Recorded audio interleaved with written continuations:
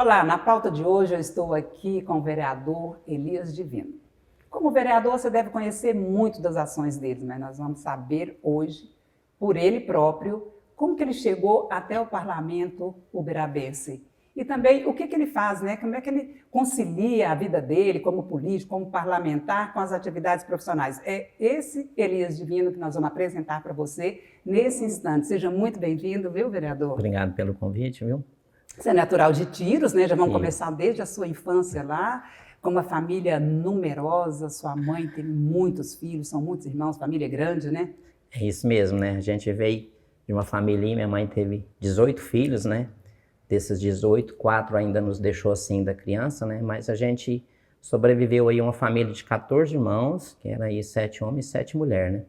Depois de tempo a gente perdeu aí 3 irmãs, mas estamos aí hoje em uma família de 11 irmãos ainda.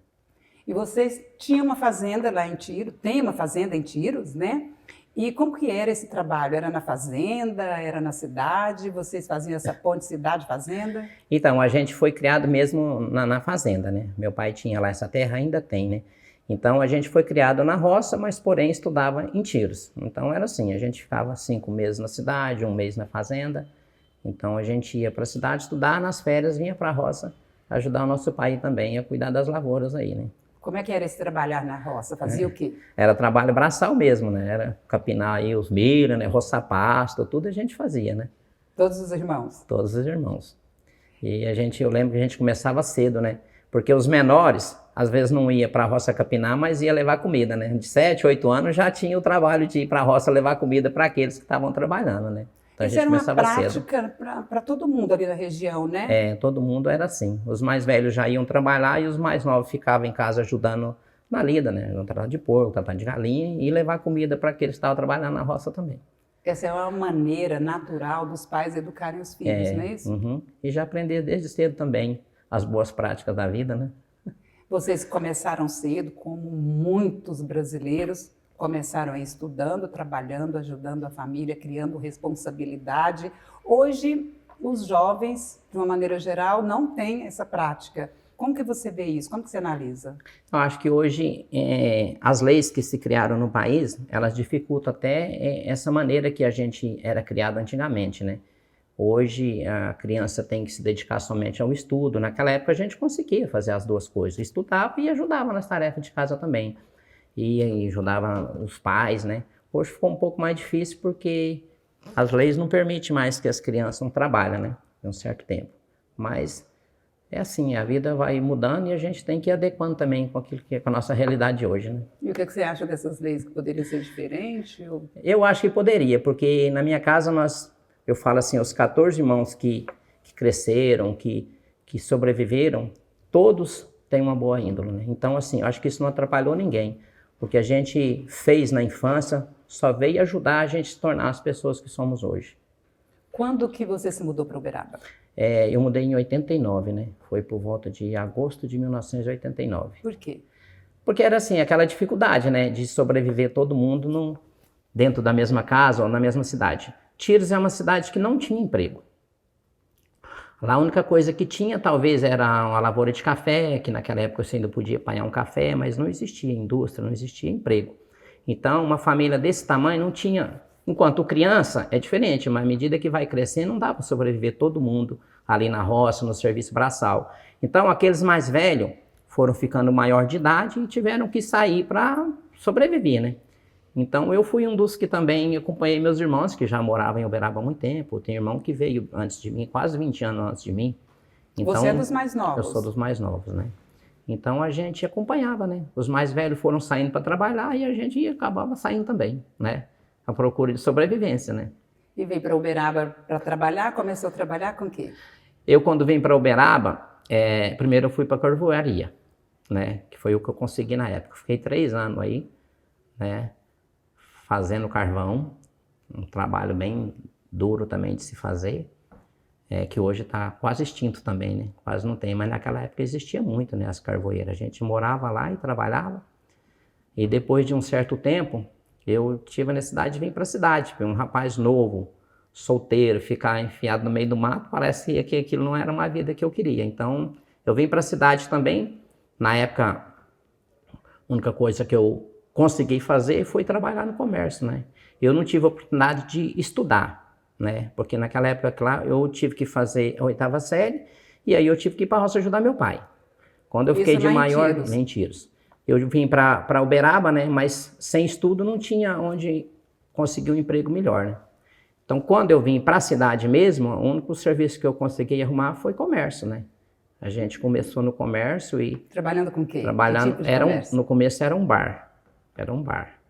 De vender bebida mesmo, que tinha mesa de sinuca, essas coisas assim. E depois eu passei a trabalhar nos comércios de alimentos, né?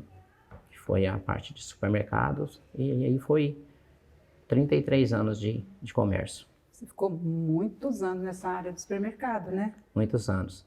Uma experiência muito grande. Muito grande. E foi no supermercado que eu consegui fazer a minha vida, né? Só nessa última loja que eu fiquei, no Alfredo Freire, foi 27 anos, no mesmo lugar. Você ficou até recentemente. Recentemente. E agora, como é que está a sua situação?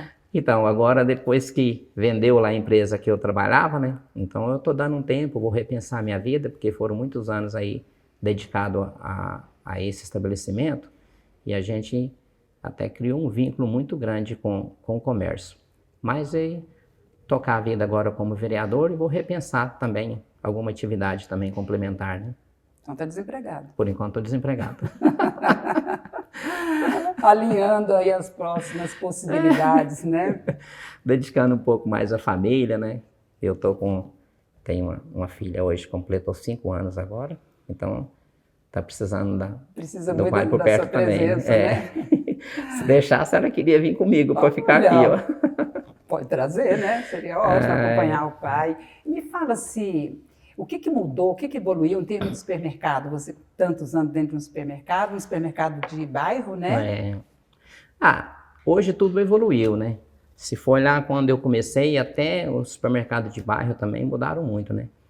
Por exemplo, lá eu comecei numa loja que tinha aí nem 100 metros quadrados, a gente era somente 7 funcionários, e com a necessidade de crescimento, né? Foi ampliando a loja chegou aí um tamanho aí de 1.200 metros quadrados de área, e a gente chegou a ter 60 funcionários na mesma loja que começou com 7, né? Então, quando eu entrei para a empresa, a gente era 7 funcionários. Quando eu saí, a gente estava com 54. Então, foi um crescimento, bastante. Né? E além disso, você tem que mudar a maneira de trabalhar, né? Como? Quando eu comecei, né? Ainda era naquela época da calculadora, né? Que não existia as caixas registradoras, né?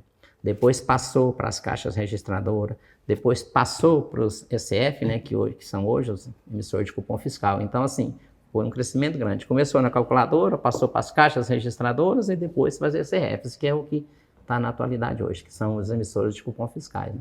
Então, assim, modernizou tudo, né? Então, a maneira de trabalhar, os check-out, até a forma de estocar a mercadoria mudou muito, né? O tipo de gôndola que se usa hoje não é a mesma que usava antigamente, os balcões. Então, assim, hoje tudo modernizou, né? Então, antigamente era aquelas lojinhas, né? Que era considerado como armazéns, né? No começo nem era considerado supermercado, eram os armazéns. Tinha caderneta? Tinha caderneta. Podia comprar fiado, Podia comprar fiado. Depois pagava no final do mês. E o fiado, ele ainda existe, por exemplo. Hoje, o supermercado ainda vende para as empresas, para pagar mensal, mas hoje é tudo computadorizado, emite a nota fiscal no final do mês, emite o boleto, né? Tem aquelas empresas que ainda compram para faturar, né? Então, o supermercado lá ainda tem esse processo, né? Mais informatizado, tudo né? Não informatizado, é mais no manual. Não, tudo informatizado, tudo dentro do sistema, né? Você tem uma boa reputação de convivência, assim, afetuosa, amorosa com os consumidores, com os clientes? Como é que é isso? Tem, a gente acabou... Lá eu falo que a gente não conquistou cliente, a gente conquistou amigos, né? Eu fiz muitas amizades trabalhando no comércio com a maneira de a gente tratar as pessoas, né? Porque o comércio, ele é um pouco estressante. Se você levar ele ao pé da rédea, você vai se estressar também, vai ter muito problema. Então, assim, eu aprendi uma maneira de trabalhar, você tem que levar as coisas mais, como que eu falo assim, mais humanizado, né? É você atender as pessoas, chamar pelo nome. Hoje, eu posso dizer que, agora não, né? O Alfredo Freire cresceu, veio muita gente de fora, Mas nos bons tempos mesmo, eu podia dizer que eu conhecia 90% das pessoas pelo nome e sabia onde morava, né? A maioria eu ainda conheço pelo nome e sei onde mora. Então, é um tratamento humanizado. É a pessoa chegar no estabelecimento, você cumprimentar ela pelo nome. Isso é muito importante. A pessoa se sente mais... a pessoa gosta mais de ser atendida dessa mais forma. acolhida, se sente em casa, né? Então, às vezes, a pessoa volta mais vezes naquele lugar por conta do atendimento. É a maneira que ela é acolhida lá, né? Então, é a valorização do seu cliente. E a gente fez muita amizade lá. Nossa, é muito bom. Então, você já passou aí um requisito super importante para você fidelizar o cliente, para estabelecer vínculos, que é estar presente, cumprimentar e saber o nome. Saber o nome. Conhecer até a família e perguntar pela família. Tudo. Você perguntar pelo marido, pelos filhos, saber o nome, né? A maioria lá a gente tem essa oportunidade de saber quantas pessoas tem na casa, o nome de todas, né? Porque eu tinha essa vontade de conhecer todo mundo, né? Então, você conversando com a pessoa, você aprende a conhecer a família dela, né? Saber quem são, onde mora, né? E você vê o que aquele consumidor também espera ali do seu negócio, né? A maioria das vezes você sabe o que o seu cliente quer. Então, assim, eu cheguei a um ponto que quando eu olhava um pedido, que a gente tinha um telemarketing, a pessoa fazia o pedido pelo telefone. Então, tinha as meninas que atendiam. Muitas das vezes eu conhecia, eu sabia, pelo pedido, eu sabia de qual cliente era. Eu já estava acostumado com a compra daquele cliente, o que ele comprava todos os dias. Então, quando eu via aquele pedido, eu já sabia de quem era. Isso é importante, já identificava de quem que era, o que ele consumia.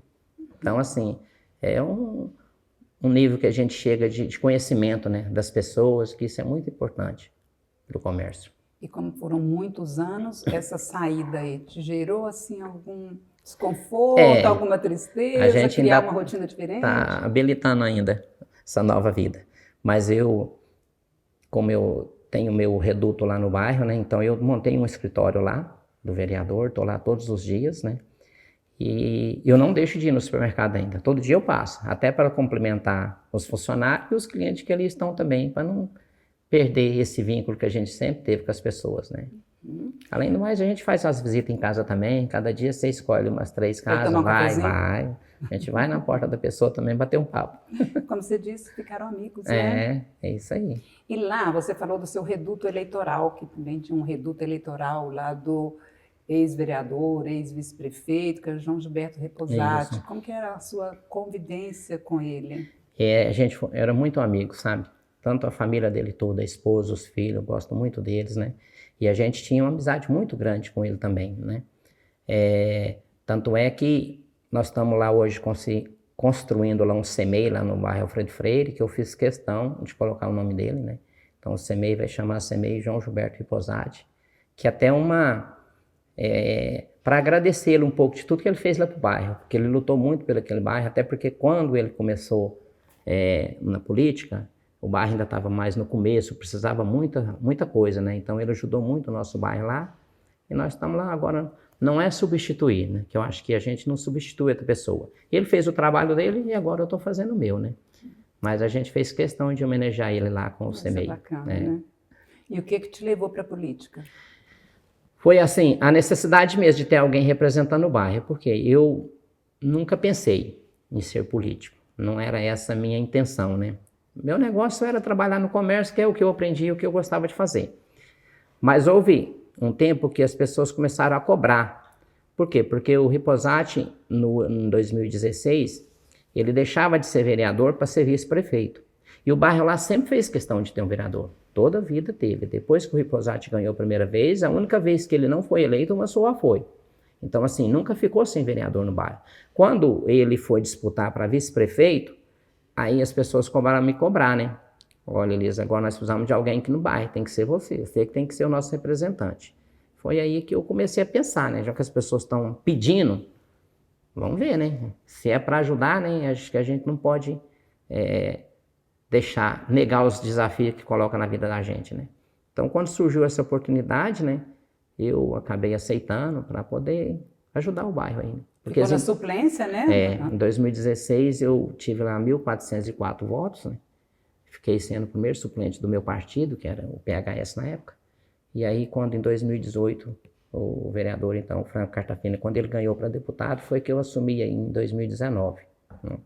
Então, Você assim, está no seu segundo mandato e qual que é a sua principal bandeira de atuação? minha atuação mesmo é bairro, né?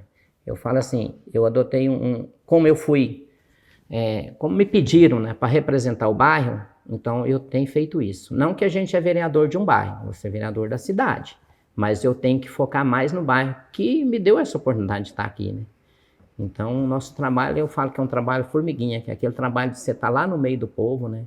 Não é um trabalho de fazer muito para rede social, não é um trabalho de trabalhar muito em projetos, porque cada um tem uma maneira de trabalhar. O meu é de estar lá na região, no bairro, onde for preciso, conversando diretamente com as pessoas, sabendo qual que é a necessidade daquele local e trazer essa demanda para o governo executar, né? Então, Quando assim, você recebe essa necessidade lá, você já tem, claro, seus assessores. tenho.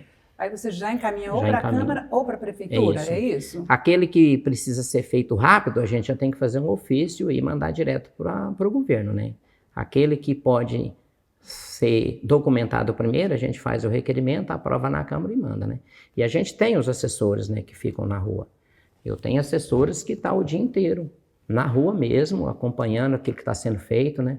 E colhendo aquelas demandas que precisam ser feitas também, porque toda hora aparece alguma coisa que precisa ser feita, né?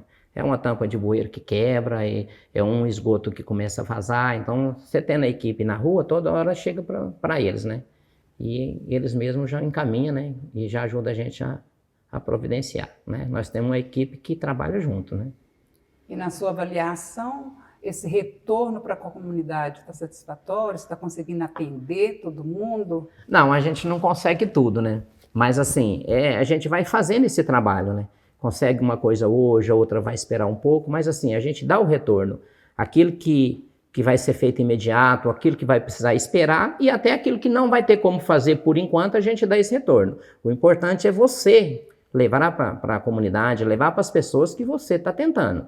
Nem tudo vai conseguir, mas aquilo que você não está conseguindo também, eles vão saber que não está dando certo e por que não está dando certo, né? Então, o objetivo é esse. Quase terminando a entrevista, mas vamos voltar aqui para a sua vida. Tá. Você está pensando, está analisando que caminho vai tomar, que negócio que você vai montar, mas o que te desperta mais? O que você acha que seria importante você colocar toda a sua experiência e começar uma nova história? Quando eu falo em montar algum negócio, aí já vem o nome comércio, né? Porque é o que eu aprendi a fazer. Mas aí o que você tem que pensar? Qual tipo de comércio você pode ir, né? Porque assim, no ramo que eu estava, hoje fica difícil, né? Porque assim, o comércio de supermercados em Uberaba, ele já está bem cheio, que a gente fala, né? Tem comércio para todo lado. Então o que eu penso? Eu penso em fazer uma análise, né? O que ainda está precisando na nossa região, que tipo de comércio ainda não tem lá, né? Para a gente talvez trabalhar nesse segmento assim. Né? Seria um negócio de bairro, né? De bairro. Que cresceu muito, cresceu né? Muito, né? Demais. Nossa região lá hoje, da rodovia para lá, né? Hoje já tem mais de 70 mil moradores, né? Então, assim, é uma região que quando eu vim para cá ainda não tinha, né? Só o Alfredo Freire que já existia. Então, hoje tem mais de 70 mil moradores naquele espaço lá. Olha, quando nós começamos a conversar aqui, antes da entrevista em si, você falou que caminhava muitos quilômetros de ir lá para a fazenda e voltar para a cidade. Como é que era isso? Conta essa historinha para mim. Naquela época ninguém tinha carro, né? Não tinha ônibus que descia lá para a nossa região. Então, quando a gente tinha que ir para a cidade estudar, tinha a estrada onde talvez passaria carro, né? Que não, eram uns 3 quilômetros, 4 quilômetros de onde a gente morava. Então a gente ia a pé todo dia de manhã para lá esperar uma carona. Então, Era um ponto? Era um que ponto. Tinha lá? É uma estrada principal, né? Que ligava Tiros a uma currutela que a gente chamava na época, né? Então nessa estrada costumava passar carro, né? Que onde a gente morava ninguém tinha carro, então não passava. Então a gente ia a pé esperar uma carona. Muitas das vezes você ficava lá o dia inteiro, não passava carona, tinha que voltar. E no outro dia de novo, né? Então era assim a nossa luta. E quando você olha para isso, você acha que era divertido ou sofrido? Era divertido naquela época, né? A gente achava aquilo muito natural, né? Hoje, se for pensar, não, mas como que você ficava um dia inteiro lá esperando carona sem saber que ia vir? Mas era o que a gente tinha que fazer, não tinha outra opção, né? E a gente achava aquilo divertido, era legal fazer isso, né? Hoje, se você for pensar, a gente não vou ter que fazer isso, acho que não faria não, mas para aquela época era muito bom. Nessas caminhadas aí, alguma coisa te despertou para esporte? Você pratica esporte? Ah, e na época o que despertou foi o ciclismo, né? Porque até por uma questão de necessidade, depois acabou que a gente teve que comprar bicicleta para ir para a cidade, era o recurso que tinha, né? E pedalando, porque já que não passava carro, às vezes não conseguia, então muitas das vezes a gente ia de bicicleta, né? Mas é o que a gente gostava de fazer. E pedala? Hoje não, mas eu estou querendo começar de novo. Eu fiquei uns tempos parado, até por falta de tempo mesmo, mas agora o meu tempo tá um pouco mais tranquilo, eu vou começar a pedalar de novo. E o que era uma necessidade, né? Hoje pedalar virou um grande esporte também, Virou um né? grande esporte. É importante para a saúde. É muito importante. Naquela época a gente achava que era por necessidade mesmo, né? Mas hoje a gente vê que hoje é importante ter. O esporte tem que praticar, né? Então, para encerrar, que conceito que você deixa, uma mensagem que você deixa para as pessoas assim, batalhar, lutar e não trazer isso como um sofrimento de vida, mas como uma determinação para vencer e ser feliz? Eu acho que a pessoa tem que acreditar em tudo aquilo que ela tudo aquilo que ela determina para sua vida, ela tem que acreditar, né? E eu, se não tivesse acreditado, eu não estaria aqui hoje. Por quê? Eu acho que pensar assim, mas como que a pessoa vai chegar a ser um vereador sem ter um nome conhecido, sem ter dinheiro, sem ter um estudo? Foi porque eu acreditei que daria certo, eu acreditei e corri atrás. Então, acho que hoje a pessoa tem que ter uma determinação na sua vida. Aceitar aquilo que Deus propõe na sua vida e trabalhar para que aquilo dê certo, né? Eu acho que tudo que eu passei lá atrás, eu não falo que foi sofrimento, não. Foi um aprendizado, né? Tudo que eu passei, todas as dificuldades que a gente teve, foi que fez com que eu chegasse hoje a ser a pessoa que eu sou. Então eu agradeço muito tudo que eu passei na minha vida. Eu nunca falei assim, que a gente sofreu mais, não. Eu só agradeço por tudo aquilo que eu passei, que foi só um crescimento, né? Engrandecimento para a nossa vida, né? E se eu cheguei onde eu cheguei, foi porque também trabalhei muito tempos atrás. Não foi um sofrimento, foi um aprendizado. Encerramos aqui a entrevista no estúdio da TV Câmara com o vereador, com o cidadão Elias Divino. E esta entrevista depois também você pode acompanhar no canal YouTube. E, vereador, gratidão, viu, por estar aqui. Muito obrigada. Obrigado. Eu também sou cidadão berabense, que eu tenho título também, viu? Então eu sou um cidadão berabense também. Cidadão nasceu em Tiros, é cidadão berabense e recebeu o título de cidadania. Mas te agradeço muito aí pela oportunidade de estar aqui hoje, né? Eu acho que é bom a gente falar um pouco também daquilo que a gente viveu. Da sua história, né? Muito obrigada por sua companhia e continua aí com a nossa programação na TV Câmara, viu? Até breve.